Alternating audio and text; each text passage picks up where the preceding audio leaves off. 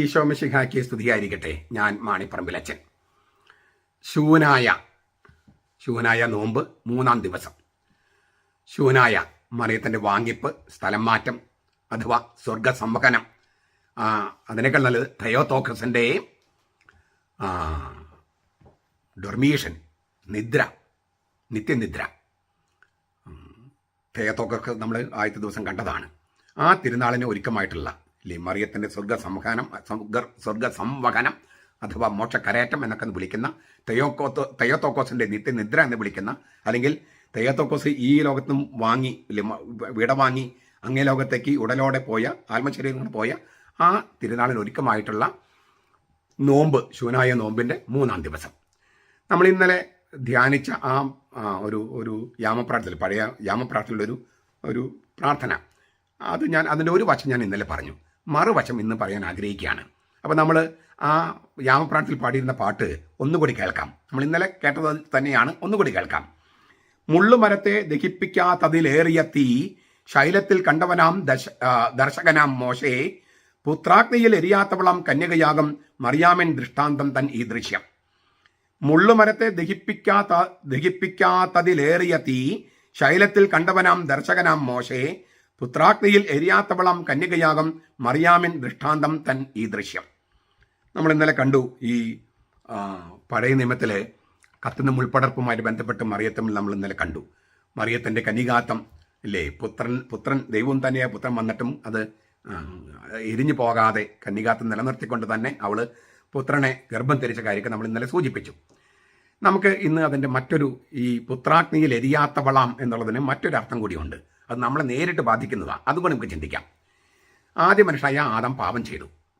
അത് മനുഷ്യവംശത്തെ ആകെ ബാധിച്ചു.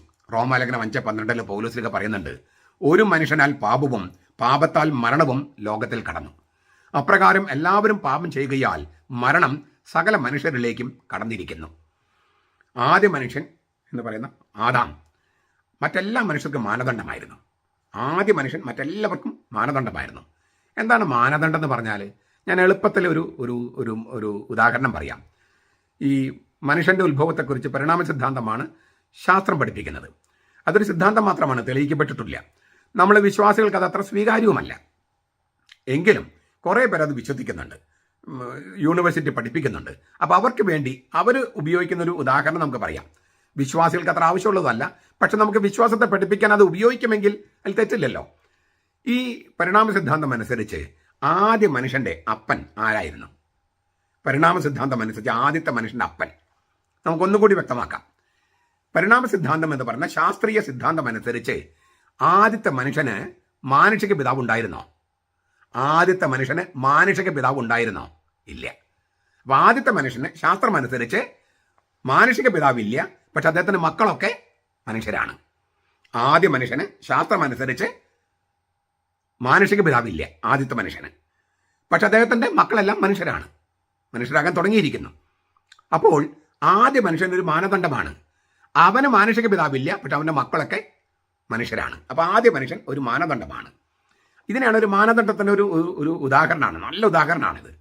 ഈ ഉദാഹരണം നമുക്ക് അവസാനത്തെ മനുഷ്യൻ അപ്ലൈ ചെയ്ത് നോക്കിയാൽ, അവസാനത്തെ മനുഷ്യൻ ആരാണ്? 1 കൊരിന്തോസ് 15:45-48. അവസാനത്തെ മനുഷ്യൻ, അവസാനത്തെ ആദാം യേശുക്രിസ്തു. എന്തുകൊണ്ട് അവൻ അവസാനത്തെ എന്ന് പറയണേ? ഈ എസ്കാത്തോസ് എന്ന വാക്കിന് എല്ലാം തികഞ്ഞ മനുഷ്യൻ, മാതൃകാ മനുഷ്യൻ എന്നൊക്കെ തർജ്ജമ ചെയ്യാം. ദൈവം മനുഷ്യനായ ആളാണ് അവൻ. അപ്പോൾ ദൈവം ആദിയും അന്തവുമാണ്, ആദ്യത്തിലും അവസാനത്തിലുമാണ്. അവസാനത്തവൻ മധ്യത്തിലേക്ക് വന്നിരിക്കുന്നു, നടുവിലേക്ക് വന്നിരിക്കുന്നു. അതുകൊണ്ടാണ് അവസാനത്തെ മനുഷ്യൻ എന്ന് ക്രിസ്തുവിനെ വിളിക്കുന്നത് പൗലോസ്ലീഹ. ഈ അവസാനത്തെ മനുഷ്യൻ, ആദ്യത്തെ മനുഷ്യന് മാനുഷിക പിതാവില്ല, അവസാനത്തെ മനുഷ്യന് മാനുഷിക പിതാവുണ്ടോ? ഇല്ല. അവൻ പരിശുദ്ധാത്മാവിനാൽ കന്യകയായ മറിയത്തിന്റെ ഗർഭത്തിൽ വന്നു. അപ്പോൾ ആദ്യത്തെ മനുഷ്യനും അവസാനത്തെ മനുഷ്യനും മറ്റെല്ലാ മനുഷ്യർക്കും മാനദണ്ഡമാണ്. ആദ്യത്തെ മനുഷ്യൻ പാപത്തിനും ദൈവച്ഛായ എന്ന് പറഞ്ഞാലും പാപത്തിന് മാനദണ്ഡമായി. അവസാനത്തെ മനുഷ്യൻ കൃപയ്ക്ക് മാനദണ്ഡമായി. അപ്പോൾ അവരെടുക്കുന്ന തീരുമാനം മറ്റെല്ലാവരും ബാധിക്കുമെന്നർത്ഥം. അതിനാണ് ഈ മാനദണ്ഡം എന്ന് പറയണേ. ആദ്യത്തെ മനുഷ്യനെടുത്ത തീരുമാനം അവൻ്റെ വംശത്തിൽ പിറക്കുന്ന എല്ലാവരെയും ബാധിക്കുന്നു. ക്രിസ്തു എടുക്കുന്ന തീരുമാനം ക്രിസ്തുവിനോട് ബന്ധപ്പെട്ടിരിക്കുന്ന സകലരെയും ബാധിക്കുന്നു. ഇതിനെയാണ് ഈ മാനദണ്ഡം എന്ന് പറയണേ. അപ്പോൾ ഒരു കാര്യം കൂടി ചോദിക്കാം ഈ സമയത്ത്. ഈ പുത്രാഗ്നിയിൽ എരിയാത്തവളം കന്യകയാകും എന്നുള്ളതിന് ഒരു തെളിവ് കൂടി കിട്ടുകയാണ്. എന്താണ്? ശാസ്ത്രമനുസരിച്ച് ആദ്യത്തെ മനുഷ്യന് മാനുഷിക പിതാവില്ലാതെ ജനിക്കാൻ പറ്റുമായിരുന്നെങ്കിൽ ബൈബിൾ അനുസരിച്ച് അവസാനത്തെ മനുഷ്യന് മാനുഷിക പിതാവില്ലാതെ ജനിക്കാൻ പറ്റുമായിരുന്നില്ലേ? ഞാനത് ആവർത്തിക്കാം. ശാസ്ത്രമനുസരിച്ച് ആദ്യത്തെ മനുഷ്യന് മാനുഷിക പിതാവില്ലാതെ ജനിക്കാൻ പറ്റുമെന്ന് ശാസ്ത്രം അംഗീകരിക്കുന്നെങ്കിൽ ബൈബിൾ അനുസരിച്ച് അവസാനത്തെ മനുഷ്യന് മാനുഷിക പിതാവില്ലാതെ ജനിക്കാൻ പറ്റുമായിരുന്നില്ലേ? പറ്റുമായിരുന്നു. അപ്പോൾ കന്യകയുടെ ഗർഭധാരണത്തിൽ എന്തെങ്കിലും അശാസ്ത്രീയതയോ അസ്വാഭാവികതയോ ഉണ്ടോ? ഇല്ല. മഹാത്ഭുതമാണത്. പക്ഷെ അസ്വാഭാവികതയില്ല, അശാസ്ത്രീയതയില്ല. ആദ്യത്തെ മനുഷ്യന് മാനുഷിക പിതാവില്ലാതെ ജനിക്കാമെന്ന് ശാസ്ത്രം പഠിപ്പിക്കുന്നെങ്കിൽ അവസാനത്തെ മനുഷ്യനായ യേശുക്രിസ്തുവിന് മാനുഷിക പിതാവില്ലാതെ ജനിക്കാം. അതിനകത്ത് ഒരു അശാസ്ത്രീയതയും ഇല്ല. കന്യകയുടെ ഗർഭധാരണത്തിൽ ഒരു അശാസ്ത്രീയതയും ഇല്ല. പുത്രാഗ്നിയിൽ എരിയാത്തവളം കന്യകയാഗം എന്നുള്ളതിന് ഒരു പുതിയ വ്യാഖ്യാനമാണ് ഞാൻ ഈ പറയുന്നത്. ശാസ്ത്രീയമായിട്ട് അവതരിപ്പിക്കാൻ പറ്റുന്ന ഒരു വ്യാഖ്യാനം. ഇനി ഇന്നത്തെ പോയിന്റ് അതല്ല. ഈ ആദ്യ മനുഷ്യൻ പാപം ചെയ്തപ്പോൾ ഞാൻ പറഞ്ഞല്ലോ, അവന്റെ തീരുമാനം മറ്റെല്ലാ മനുഷ്യരെയും ബാധിക്കുകയാണ്. അതിനാണ് ഉത്ഭവ പാപം എന്ന് വിളിക്കണേ. ആദ്യ മനുഷ്യൻ പാപം ചെയ്തപ്പോൾ ആ പാപം മൂലം ദൈവഛായയ്ക്ക് രണ്ട് വശമുണ്ട്. സ്വാഭാവിക ദൈവഛായയുണ്ട്, ധാർമ്മിക ദൈവഛായയുണ്ട്. സ്വാഭാവിക ദൈവഛായ മാറിപ്പോയില്ല, പക്ഷേ ധാർമ്മിക ദൈവഛായ മാറിപ്പോയി. അതായത് ഉത്ഭവപാപത്തിൽ ഈ ആദാവും പാപം ചെയ്തതുകൊണ്ടും അതേപോലെ മറ്റു മനുഷ്യർ പാപം ചെയ്തതുകൊണ്ടും ഒരു പാപാവസ്ഥ ലോകത്തിലുണ്ട്. അതിനാണ് ഉത്ഭവപാപം എന്ന് വിളിക്കുന്നത്. ഈ പാപാവസ്ഥയിലേക്കാണ് നാം എല്ലാവരും പറന്ന് വീഴുന്നത്. ഈ പാപസഞ്ചയത്തെ മാറ്റി നിർത്തിയിട്ടോ തട്ടി മാറ്റിയിട്ടോ നമുക്ക് ഈ ലോകത്തിലേക്ക് വരാൻ കഴിയില്ല. അതിൽ നിന്ന് ദൈവം ഒഴിവ് നൽകിയ ഒരേ ഒരു വ്യക്തി മറിയമാണ്, അമലോത്ഭവ. ഈ പാപം ചെയ്തപ്പോൾ മനുഷ്യൻ ആദ്യ മാതാപിതാക്കളും പാപം ചെയ്തപ്പോൾ മനുഷ്യന് ദൈവിക കൂടാരത്തിന്റെ തേജസ്സാണ് നഷ്ടപ്പെട്ടത്. ദൈവിക കൂടാരത്തിന്റെ തേജസ്, പറുദീസയുടെ തേജസ്സാണ് ആദാം പാപം ചെയ്തപ്പോൾ മനുഷ്യർക്ക് മുഴുവൻ നഷ്ടപ്പെട്ടത്. അവന്റെ പാപം, അവന്റെ തീരുമാനം മറ്റെല്ലാ മനുഷ്യരും ബാധിക്കും. അതുകൊണ്ടാണ് മാനദണ്ഡമാണ്. നമ്മളത് കണ്ടു കഴിഞ്ഞു. സ്വാഭാവിക ദൈവിക ഛായ നിലനിന്നു, ധാർമ്മിക ദൈവിക ഛായ നഷ്ടപ്പെട്ടു. ഏതൻ തോട്ടത്തിൽ നിന്ന് പുറത്താക്കപ്പെട്ടു എന്ന് പറയുന്ന അർത്ഥം ഇതാണ്. പറുദീസയിൽ നിന്ന് പുറത്താക്കപ്പെട്ടു. ദൈവമായുള്ള ബന്ധവും ആ ബന്ധത്തിൽ നിന്ന് നമുക്കുണ്ടാകുമായിരുന്ന ദൈവിക തേജസ്സും നമുക്ക് നഷ്ടപ്പെട്ടു. ഈ ദൈവിക തേജസ്സിന്റെ കൂടാരത്തിലേക്ക് പുനഃപ്രവേശനം നൽകാൻ ദൈവം തന്നെ മനുഷ്യനായി നമ്മുടെ ഇടയിൽ കൂടാരമടിച്ചു. യോഹന്നാൻ 1:14. The word became flesh and pitched his tent among us എന്നാണ് ശരിക്കും നല്ല പരിഭാഷ. വചനം മാംസമായി നമ്മുടെ ഇടയിൽ കൂടാരമടിച്ചു. യോഹന്നാൻ 1:14. തൻ്റെ ദൈവിക തേജസ്സിലേക്ക് മനുഷ്യ മക്കൾക്ക് പുനഃപ്രവേശനം നൽകാൻ ദൈവം മനുഷ്യനായി നമ്മുടെ ഇടയിൽ കൂടാരമടിച്ചു. എന്ന് വെച്ചാൽ കേടുപാട് വന്ന മനുഷ്യവംശം എന്ന നമ്മുടെ കൂടാരത്തെ നിത്യകൂടാരത്തിലേക്ക്, പറുദീസയിലേക്ക്, തേജസ്സിന്റെ നിത്യകൂടാരത്തിലേക്ക് പുനഃപ്രവേശനം നൽകാൻ ദൈവം തന്നെ മനുഷ്യനായി ഭൂമിയിലേക്ക് വന്നു, നമ്മുടെ ഇടയിൽ കൂടാരമടിച്ചു. ഈ അന്ന് സംഭവിച്ചതാണ് ഈ മനുഷ്യാവതാരം. ഈ കൂടാരമടിക്കൽ ആ ചരിത്ര സംഭവം എന്ന രഹസ്യത്തിലേക്ക്, വീണ്ടെടുപ്പിലേക്ക്, രക്ഷാപദ്ധതിയിലേക്ക് ഇന്ന് നമുക്ക് എങ്ങനെ പ്രവേശിക്കാനാകും? അന്ന് ചരിത്രത്തിൽ സംഭവിച്ചത്, ഇന്ന് ആ രഹസ്യത്തിലേക്ക് നമുക്ക് എങ്ങനെ പങ്കെടുക്കാൻ പറ്റും? ആ രഹസ്യത്തിൽ എല്ലാ മനുഷ്യന്മാരിലും പ്രവേശിക്കണ്ടേ? ആ കാലത്തെ ആളുകൾ മാത്രം പോരല്ലോ. ഈശോ മനുഷ്യനായി ഭൂമിയിൽ ജീവിച്ച കാലത്തെ ആളുകൾക്ക് വേണ്ടി മാത്രമല്ലല്ലോ രക്ഷ, വീണ്ടെടുപ്പ്. നമ്മളെല്ലാവരും ആ വീണ്ടെടുപ്പിലേക്ക് പ്രവേശിക്കണം. എങ്ങനെ? നമുക്ക് ഭൂതകാലത്തിൽ മടങ്ങിപ്പോകാൻ പറ്റുമോ? ഇല്ല. ചരിത്രത്തിലേക്ക് മടങ്ങിപ്പോകാൻ പറ്റുമോ? ഇല്ല. അതേസമയം ചരിത്രത്തെ, ഭൂതകാലത്തെ വർത്തമാനത്തിൽ സന്നിഹിതമാക്കാൻ, ആവിഷ്കരിക്കാൻ കർത്താവിന് കഴിയും. അതിനുവേണ്ടി അവൻ സ്ഥാപിച്ചതിനെയാണ് കൂദാശ എന്ന് പറയണേ. കൂദാശയുടെ മാത്രമേ നമുക്ക് ഈ രഹസ്യത്തിലേക്ക് കടക്കാൻ പറ്റൂ. ഭൂതകാലത്ത് നടന്ന, ചരിത്രത്തിൽ നടന്ന ആ രഹസ്യത്തിലേക്ക് ഇന്ന് നമുക്ക് നടക്കാൻ കഴിയുന്നത് കൂദാശയിലൂടെ മാത്രമാണ്. എന്താണ് കൂദാശ? എളുപ്പത്തിൽ പറഞ്ഞാൽ തിരുവചനത്തിന് ജീവൻ വയ്ക്കുന്ന മണിക്കൂർ, തിരുവചനമാകുന്ന വിത്ത് പൊട്ടിമുളച്ച് ഫലം ചൂടുന്ന മണിക്കൂർ എന്ന് വേണേൽ പറയാം. ഖാദോഷ് എന്നാണ്, ഖാദോഷ് എന്നൊക്കെയാണ് ഹീബ്രുവിൽ. സുറിയാനിൽ കൂദാശ, പരിശുദ്ധന്റെ പ്രവൃത്തി, പവിത്ര പ്രവൃത്തി എന്നൊക്കെ അർത്ഥം. നമ്മൾ ഇന്നത്തെ ഒരു വീഡിയോയിൽ, ഈ ലിറ്റർജിയെ കുറിച്ചുള്ള വീഡിയോയിൽ ക്രിസ്തുവിന്റെ പ്രവൃത്തി എന്ന് ഞാൻ വ്യാഖ്യാനിച്ചിട്ടുണ്ട്. അപ്പോൾ ഞാൻ കൂടുതൽ ഇവിടെ നൽകുന്നില്ല. പരിശുദ്ധന്റെ പ്രവൃത്തി, ഖോദേശ്, കൂദാശ 500-ലധികം പ്രാവശ്യമാണ് പഴയ നിയമത്തിൽ ഈ ഖാദോഷ് അല്ലെങ്കിൽ ഖോദേശ് എന്ന വാക്ക് ഉപയോഗിച്ചിരിക്കുന്നത്. സുറിയാനി കൂദാശ. ഭൂമിയിൽ ജീവിച്ച ഈശോയിലേക്ക്, ആ വചനം മാംസമായി നിത്യകൂടാരത്തിലേക്ക് നമുക്ക് ഇന്ന് കടക്കാൻ കഴിയുന്നത് ഈ കൂദാശയിലൂടെ മാത്രമാണ്. പവിത്ര പ്രവൃത്തി എന്ന് പറയുന്ന ക്രിസ്തുവിന്റെ പ്രവൃത്തിയിലൂടെ മാത്രമാണ്. അത് എങ്ങനെ സംഭവിക്കുന്ന കാര്യങ്ങളൊക്കെ ഞാൻ ഇന്നത്തെ വീഡിയോയിലും പറഞ്ഞിട്ടുള്ളത് കൊണ്ട് ഞാൻ കൂതാശയുടെ ഒരു ഭാഗം മാത്രം പറയാം. വിശുദ്ധ കുർബാന നൽകുമ്പോൾ സീറോ മലങ്കര കത്തോലിക്ക സഭയിൽ വൈദികൻ പറയുന്ന മനോഹരമായൊരു വാക്കുണ്ട്. നമ്മുടെ ദൈവമായ മിശിഹായുടെ ശരീര രക്തങ്ങളാകുന്ന പാപപരിഹാരപ്രദമായ തീക്കട്ട സത്യവിശ്വാസിക്ക് നൽകപ്പെടുന്നു. ഇത് പറഞ്ഞിട്ടാണ് അച്ഛൻ ദിവ്യീകരണം കൊടുക്കുന്നത്. നമ്മുടെ ദൈവമായ മിശിഹായുടെ ശരീര രക്തങ്ങളാകുന്ന പാപപരിഹാരപ്രദമായ തീക്കട്ട സത്യവിശ്വാസിക്ക് നൽകപ്പെടുന്നു. തീക്കട്ട പുത്രാഗ്നിയാൽ എന്ന വാക്കിന്റെ നമ്മൾ ചർച്ച ചെയ്യാൻ വേണ്ടി നമ്മൾ പറഞ്ഞു വന്നു കേട്ടോ. തീക്കട്ട ഏതാണ് തീക്കട്ട? പെട്ടെന്ന് നമ്മുടെ മനസ്സിലേക്ക് വരുന്നത് യെശയ്യാ പ്രവാചകന്റെ പുസ്തകത്തിൽ 6-ാമത്തെ അധ്യായം 1 മുതൽ 7 വരെ വാക്യങ്ങളാണ്. കർത്താവ് ഉയർത്തപ്പെട്ടതും പൊക്കമുള്ളതുമായ ഒരു സിംഹാസനത്തിൽ ഉപവിഷ്ടനായിരിക്കും ഞാൻ കണ്ടു. അവിടുത്തെ വസ്ത്രാഞ്ചലം രാജമന്ദിരം മുഴുവൻ നിറഞ്ഞു നിന്നു. സെറാഫുകൾ അവിടുത്തെ ചുറ്റും നിന്നു. അവയ്ക്ക് 6 ചിറകുകൾ ഉണ്ടായിരുന്നു. 2 ചിറകുകൾ കൊണ്ട് അവർ മുഖം മറച്ചു, 2 ചിറകുകൾ കൊണ്ട് പാദങ്ങൾ മറച്ചിരുന്നു, 2 ചിറകുകൾ കൊണ്ട് പറന്നു. ഒന്ന് മറ്റൊന്നിനോട് ഉദ്ഘോഷിച്ചു, സൈന്യങ്ങളെ യാഹ്വേ പരിശുദ്ധൻ പരിശുദ്ധൻ പരിശുദ്ധൻ, സർവ്വഭൂമിയും അവിടുത്തെ തേജസ് കൊണ്ട് നിറഞ്ഞിരിക്കുന്നു. ആർത്ത് വിളിക്കുന്ന അവയുടെ ശബ്ദഘോഷത്താൽ ഭൂമുഖത്തിന്റെ അടിസ്ഥാനങ്ങൾ കുലുങ്ങി, ആലയം ധൂമപൂരിതമാവുകയും ചെയ്തു. അപ്പോൾ ഞാൻ പറഞ്ഞു, അയ്യോ എനിക്ക് കഷ്ടം, ഞാൻ നശിച്ചു, ഞാൻ ശുദ്ധിയില്ലാത്ത അധരങ്ങളുള്ള മനുഷ്യനാണ്, അശുദ്ധമായ അധരങ്ങളുള്ള ജനത്തിന് നടുവിൽ വസിക്കുന്നവനുമാണ്. സൈന്യങ്ങളെ യാഹ്വേയായ രാജാവിനെ നയനങ്ങൾ ദർശിച്ചുവല്ലോ. അപ്പോൾ സെറാഫുകളിലൊന്ന് ബലിപീഠത്തിൽ നിന്ന് കൊടിൽ കൊണ്ട് ഒരു തീക്കനലെടുത്ത് എൻ്റെ കയ്യിൽ പിടിച്ചുകൊണ്ട് എൻ്റെ അടുക്കൽ പറന്നു വന്നു.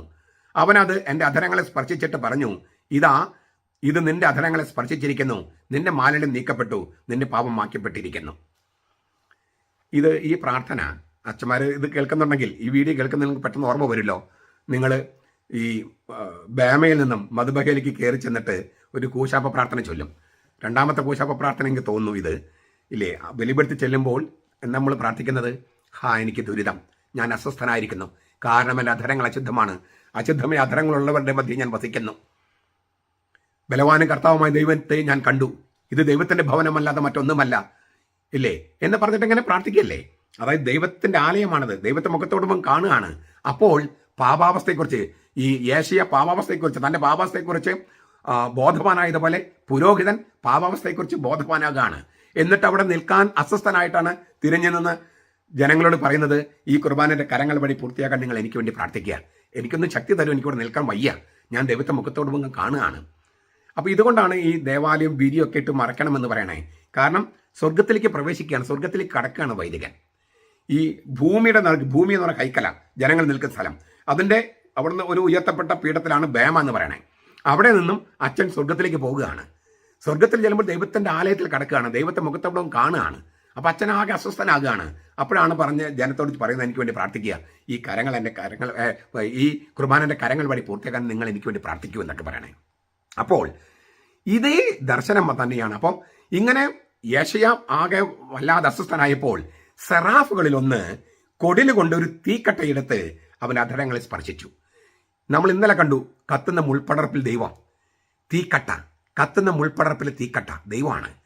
സെറാഫുകളിലൊന്ന് കൊടില് കൊണ്ട് ഈ തീക്കട്ടയെടുത്ത്, കത്തുന്ന മുൾപ്പടർ തീക്കട്ടയെടുത്ത് യെശയ്യായെ സ്പർശിച്ചു, അവന് ശുദ്ധമായി. ഈ യെശയ്യായുടെ പാപം കത്തിപ്പോയി, യെശയ്യ കത്തിപ്പോയില്ല.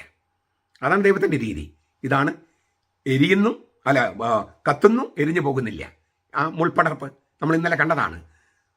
ഈ ദർശനം, ഈ യെശയ്യായുടെ ദർശനം യാഥാർത്ഥ്യമാകുകയാണ് കുർബാനയിൽ. ഇപ്പൊ സെറാഫിന് പകരം നിൽക്കുന്നത് വൈദികനാണ്. വൈദികൻ ഈ കത്തുന്ന മുൾപ്പടർപ്പായ ദൈവത്തെ എടുത്ത് തീക്കട്ടയെടുത്ത് ഈ മനുഷ്യർക്ക് സത്യവിശ്വാസി കൊടുക്കുകയാണ്. സത്യവിശ്വാസിയുടെ ചുണ്ടുകളിൽ തീക്കട്ട സ്പർശിക്കുകയാണ്. സെറാഫുകളുടെ സ്ഥാനത്ത് വൈദികൻ നിന്ന് ഈ തീക്കട്ട. അപ്പോൾ നമ്മിലേക്ക് കർത്താവ് കടക്കുകയാണ്. മറിയത്തിൻ്റെ ഗർഭത്തിൽ കിടന്ന അതേ കർത്താവാണ്, നമ്മളിലേക്ക് വരുന്നത്. പുത്രാഗ്നിയാൽ എരിയാത്തവളം കന്യകയാകും മറിയം. പുത്രൻ അഗ്നിയാണ്, കത്തുന്ന മുൾപ്പടർപ്പാണ്, തീക്കട്ടയാണ്, എന്നിട്ടും എരിഞ്ഞു പോയില്ല കന്യകയായ മറിയം. ആ പുത്രൻ, അഗ്നിയായ പുത്രൻ, തീക്കട്ടയായ പുത്രൻ, കത്തുന്ന മുൾപ്പടർപ്പായ പുത്രൻ നമ്മുടെ ഉദരത്തിലേക്ക് വരുന്നു, ഹൃദയത്തിലേക്കല്ല. ഈ കുർബാന സ്വീകരിക്കുമ്പോൾ ഹൃദയത്തിൽ പോയാൽ ഉടനെ ആശുപത്രി കൊണ്ടുകൊണ്ടി വരും.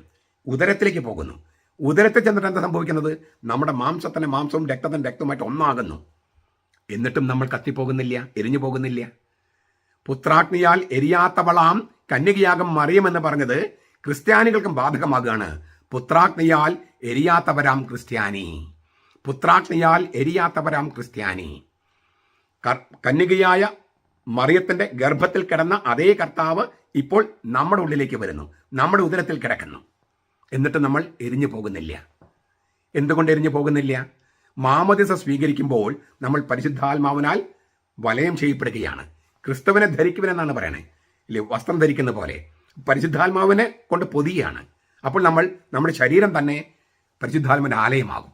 പരിശുദ്ധാത്മാവിന്റെ ആലയമാകും നമ്മുടെ ശരീരം തന്നെ. കൊരിന്തോസ്യർക്ക് എഴുതിയ ലേഖനത്തിൽ പൗലോസ് അത് വളരെ വ്യക്തമായിട്ട് ആവിഷ്കരിച്ചിട്ടുണ്ട്. കുർബാന സ്വീകരിക്കും, മാമോദിസ സ്വീകരിക്കുമ്പോൾ നമ്മൾ പരിശുദ്ധാത്മാവിന്റെ ആലയമായി മാറും. കുർബാന സ്വീകരിക്കുമ്പോൾ നമ്മുടെ ഉദരം സക്രാരിയായിട്ട് മാറും. സഞ്ചരിക്കുന്ന, ജീവിക്കുന്ന സക്രാരി. പള്ളികളിലിരിക്കുന്ന ആ പെട്ടിയുണ്ടല്ലോ, അതിനേക്കാളും അതൊരു ഡൈനാമിക് അല്ലല്ലോ. അതൊരു ഡൈനാമിക് അല്ല, അതൊരു കാരാഗ്രഹമാണ്, സ്നേഹത്തിന്റെ കാരാഗ്രഹം. കർത്താവ് നമ്മളെ കാത്തിരിക്കുന്ന കാരാഗ്രഹമാണ്.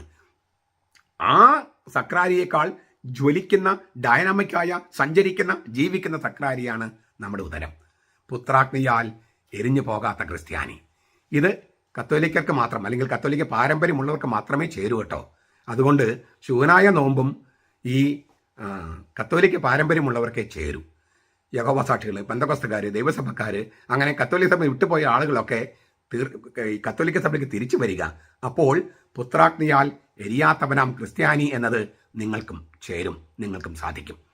നമ്മുടെ കർത്താവ് യേശു മിശിഹായുടെ കൃപയും പിതാവായ ദൈവത്തിന്റെ സ്നേഹവും പരിശുദ്ധാത്മാവിന്റെ സഹവാസവും നാം എല്ലാവരോടും കൂടി ഉണ്ടായിരിക്കട്ടെ, ഇപ്പോഴും എപ്പോഴും എന്നേക്കും. ആമേൻ.